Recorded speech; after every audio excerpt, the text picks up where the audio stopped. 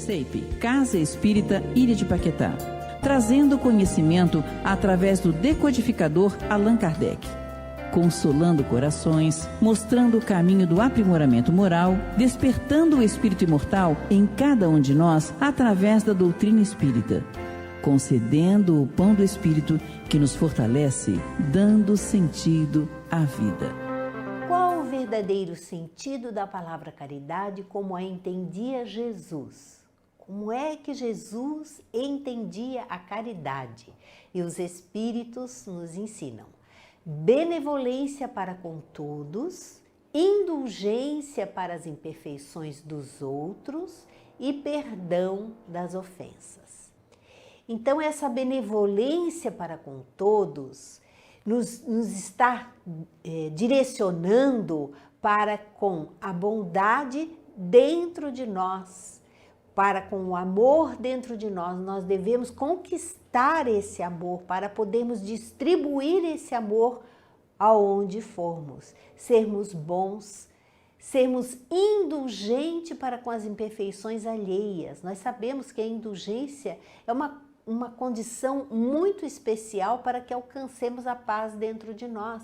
Se nós não formos indulgentes, nós vamos ficar o tempo todo julgando e criticando todos aqueles que estiverem à nossa volta. Isso vai fazer com que vivamos insatisfeitos, vivamos ansiosos, querendo controlar a tudo e a todos. E o perdão das ofensas também é uma condição muito importante para que a gente alcance a felicidade.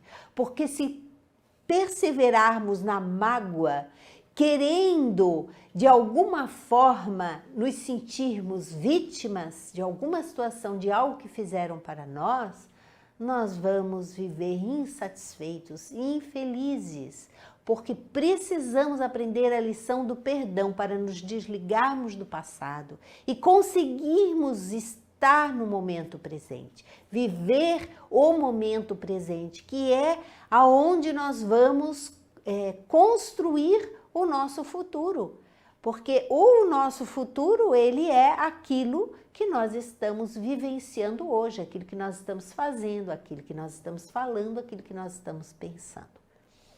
Kardec faz uma nota. O amor e a caridade são o complemento da lei de justiça, pois amar o próximo é fazer-lhe todo o bem que nos seja possível e que desejaríamos nos fosse feito.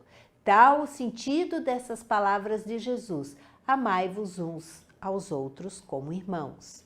Aí está o caminho para nós trilharmos e conseguirmos vivenciar essa lei divina.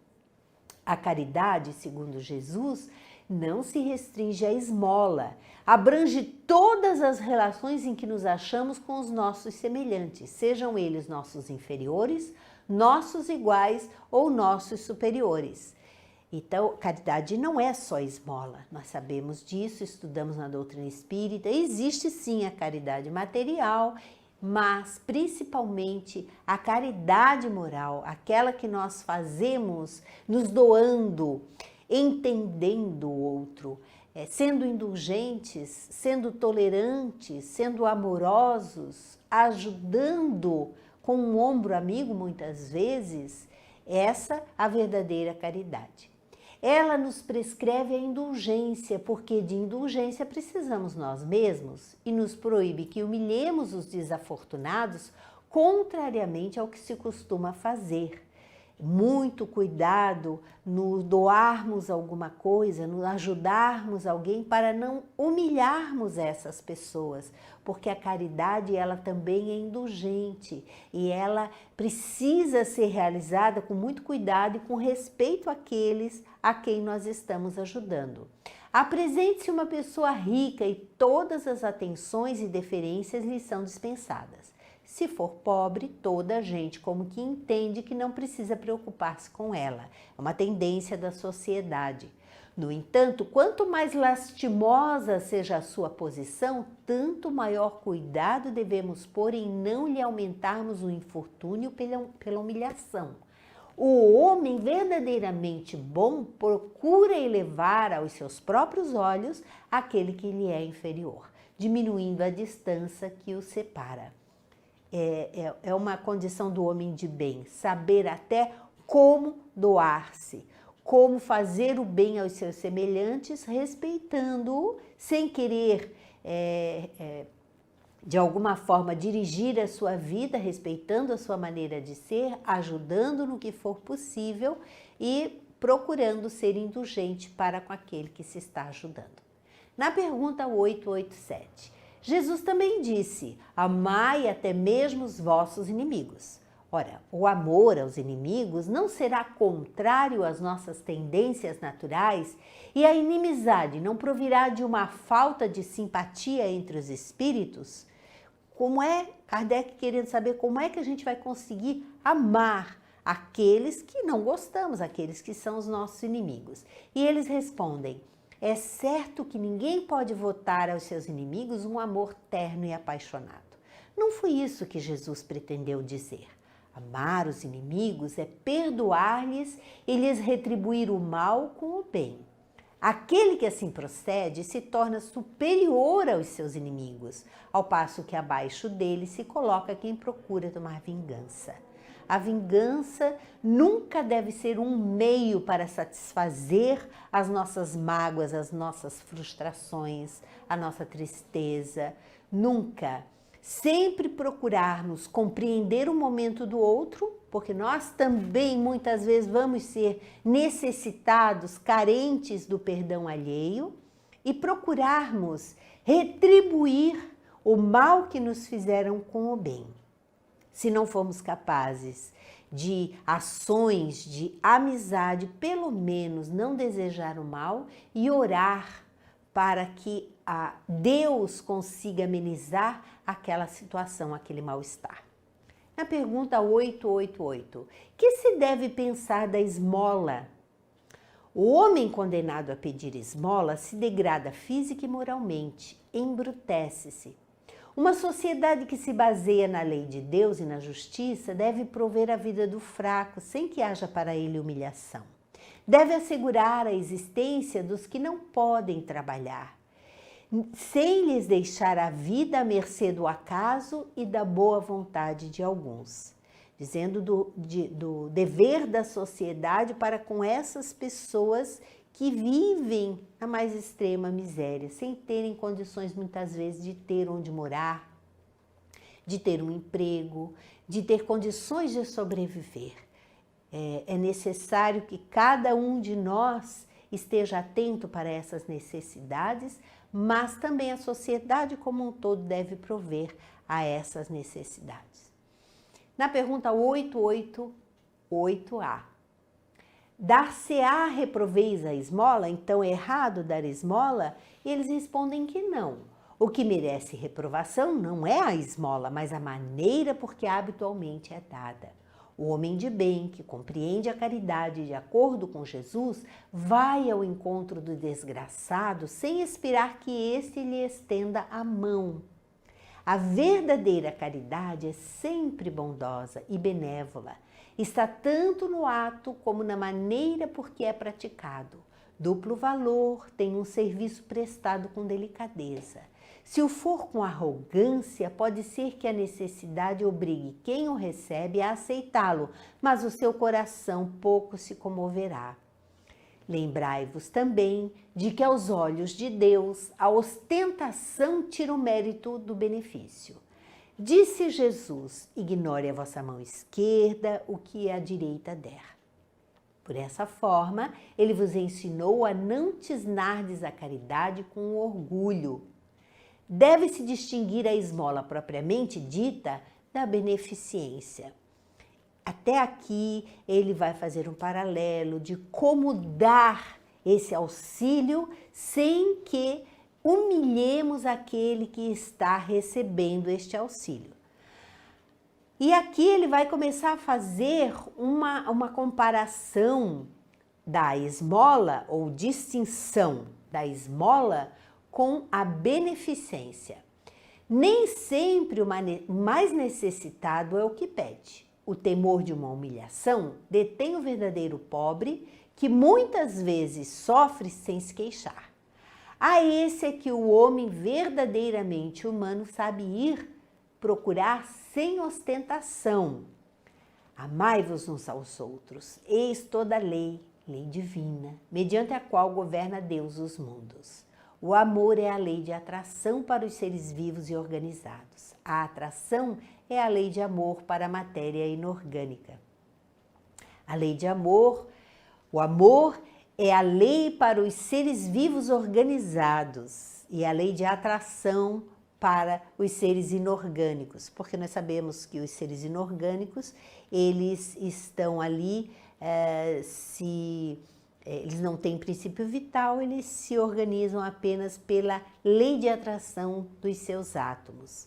Ele aprofundando e fazendo assim, filosofando em cima da lei do amor, dizendo sempre da importância de nós sabermos como nos conduzir no trato com o semelhante, porque nem todo aquele que necessita está pedindo, e que muitas vezes a gente tem que ter um olhar de compaixão para aqueles que não estão pedindo, mas que necessitam também. Muitas vezes alguém perto de nós, uma família carente com problemas, quantos dramas ocultos nós temos aí na sociedade e que, se nós nos dispusermos a fazer o bem, com certeza a espiritualidade vai nos ajudar, guiando nossos passos ao encontro dessas necessidades.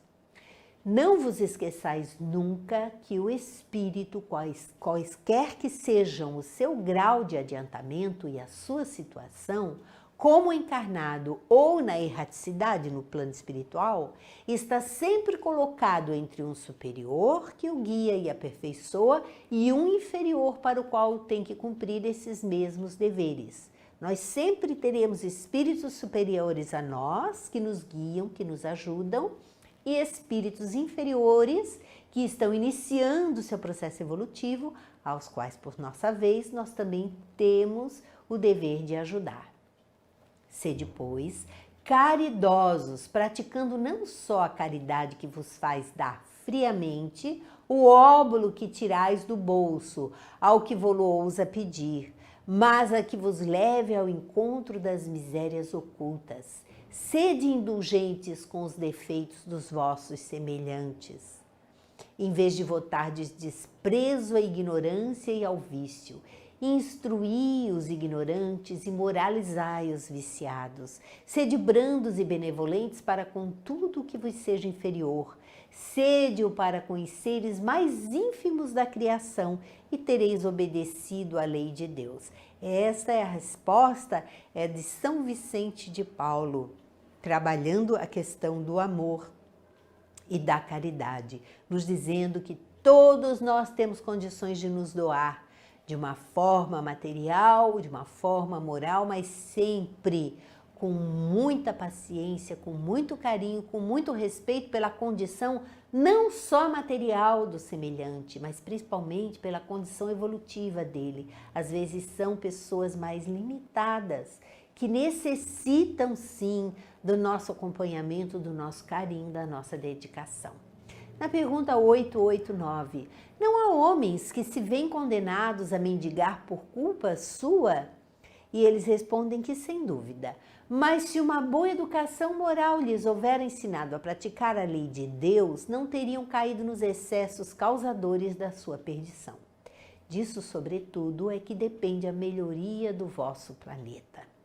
Cada um de nós tem uma parte nessa responsabilidade de melhorarmos a condição moral do nosso planeta, ajudando aqueles que estão à nossa volta. E se a cada dia nós pedimos nas nossas orações que Deus nos mostre aquilo que deveremos fazer naquele dia em benefício dos nossos semelhantes, nós saberemos exatamente o que fazer na hora certa, porque os espíritos que nos guiam irão mostrar-nos o caminho. Será uma virtude o amor materno ou um sentimento instintivo comum aos homens e aos animais? Interessante nós sabermos sobre o amor materno. Será que é algo realmente do espírito ou será que é um instinto mais animal? E eles falam que uma e outra coisa. A natureza deu à mãe o amor a seus filhos no interesse da conservação deles. No animal, porém, esse amor se limita às necessidades materiais. Cessa quando desnecessários se tornam os cuidados. No homem, persiste pela vida inteira e comporta um devotamento e uma abnegação que são virtudes. Sobrevive mesmo à morte e acompanha o filho até no além-túmulo. Bem vedes que há nele coisa diversa do que há no amor do animal. O amor materno tem sim algo do instinto animal, isso é próprio para que a mãe se sinta seduzida a cuidar do filho, para que ele consiga sobreviver, para alimentá-lo, para cuidar dele, mas existe algo a mais, existe algo da compaixão do ser para com aquele que está gerando. O amor materno, ele vai variar também conforme a evolução do ser que está gerando, da mãe que está gerando. Por quê? Conforme a sua evolução espiritual, ela já está mais apta a amar e a se dedicar, mesmo a um ser com o qual ela tenha dificuldades de outras vidas. Outras, no entanto, que são mais imaturas, são capazes de abandonar ou até mesmo matar seus filhos, não têm ainda um senso moral mais desenvolvido, são seres ainda bastante inferiores e ainda têm um grande caminho a percorrer. Porém, Deus aproveita todas as oportunidades para o aprendizado daquela que está gerando e daquele que está sendo gerado. Tudo é aproveitado por Deus e as necessidades espirituais de cada um é que vão ditar como vai haver essa aproximação, a escolha da mãe, a escolha da família, para que haja então a lei divina se impondo perante o ser humano. A lei do resgate, a lei também da convivência, do amor que existe entre os seres, a lei da sintonia vibratória. Então, tudo isso será levado em conta na escolha dos pais para com os filhos. Na pergunta 891, estando na natureza o amor materno, como é que há mães que odeiam os filhos, e não raro desde que eles nascem? Isso é muito comum, mais comum do que se imagina. Mães que chegam a odiar seus filhos, mães que entram em depressão depois de terem o filho por não suportarem a presença da criança e não conseguirem chegar perto da criança. E eles respondem que às vezes é uma prova que o espírito do filho escolheu ou uma expiação se aconteceu não ter sido um bom pai ou uma boa mãe, ou bom filho em outra existência. Conforme a sua necessidade, ele mesmo escolhe esse tipo de provação. Em todos os casos, aquela que não é boa mãe só pode ser a encarnação de um mau espírito que procura criar embaraços ao filho, a fim de que sucumba na prova que buscou. Mas essa violação das leis da natureza não ficará impune, e o espírito do filho será recompensado pelos obstáculos de que haja triunfado. Porém, nós precisamos ter consciência de que, mesmo tendo uma mãe que não nos amou, que desprezou ou que de alguma forma nos prejudicou, nós como seres humanos precisamos agradecer aos nossos genitores por terem nos trazido ao mundo. Só por isso, só pela oportunidade de estarmos aqui encarnados, nós já deveremos agradecer. Se passamos por dificuldades com seres que não nos amavam ou que muitas vezes tentaram nos prejudicar, com certeza nós estamos expiando algo que fizemos lá no passado. Porque ninguém passa por nada sem merecer, ninguém é vítima. Aquilo que nós atraímos é exatamente aquilo que nós fizemos e, consequentemente, teremos que, de uma forma ou de outra, colher. Mas o que vamos fazer daqui para frente, sim, nós podemos escolher. Ter paciência, perdoar e procurar, na medida do possível, termos carinho para com aqueles que nos geraram. Na pergunta 892, quando os filhos causam desgostos aos pais, não ficam estes desculpados de lhe não dispensarem a ternura de que os fariam objeto em caso contrário? Então, quando os filhos são maus filhos, os pais não têm a desculpa de não querer mais saber deles, de não querer tratá-los bem? E eles respondem que não, porque isso representa um encargo que lhes é confiado e a missão deles consiste em se esforçarem por encaminhar os filhos para o bem. Mesmo quando temos filhos problemas, a missão dos pais é educar os filhos, procurar encaminhá-los, dar o melhor para eles. Desta forma, eles estarão fazendo a sua parte com a consciência tranquila e se libertando para o futuro. Ademais, esses desgostos são a miúde a consequência do mau feitio que os pais deixaram que seus filhos tomassem desde o berço, colhem o que semearam. Eles estão falando aqui que muitos pais põem a perder os seus próprios filhos, mimando-os desde criança, dando tudo o que eles quisessem, tornando-os adultos fúteis, egoístas, superficiais. E aí sim, com certeza, por não terem aprendido a conquistar as coisas com suas próprias mãos, por não terem aprendido a dar valor ao que têm, por não terem aprendido a lição da gratidão, por não terem aprendido sobre a sua educação espiritual, por terem vivido somente para as coisas materiais, vão se revoltar muitas vezes contra os próprios pais e vão se tornar seres insuportáveis. E aí os pais vão nessa mesma encarnação espiar aquilo que eles fizeram com os próprios filhos. E, consequentemente, vão se comprometer futuramente a reconduzi-los ao caminho do bem. A Casa Espírita Ilha de Paquetá, CEIP, agradece a presença de todos. Deseja que tenhamos uma excelente noite de sono reparador, com descanso do corpo físico.